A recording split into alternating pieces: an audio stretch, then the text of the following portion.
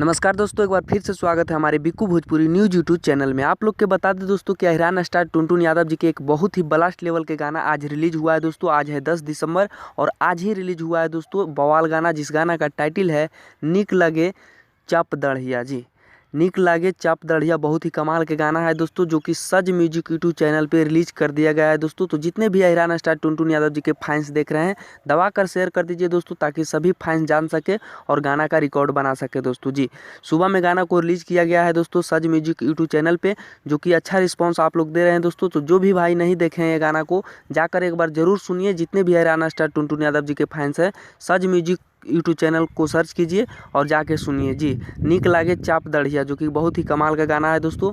बाकी आप लोग के बता दें कि ये गाना को सुनील सागर जी लिखे हैं और अहिरान स्टार टुनटुन यादव जी ये गाना को गाए हैं दोस्तों। जी, बाकी आप लोग के अपडेट अच्छा लगा है तो वीडियो को लाइक करके चैनल को सब्सक्राइब करके जुड़ जाएगा। यहाँ पे अहिरान स्टार टुनटुन यादव जी के छोटी से बड़ी न्यूज़ मिलते रहता है दोस्तों। धन्यवाद दोस्तों, फिर मिलेंगे अगले कोई बवाल खबर के साथ।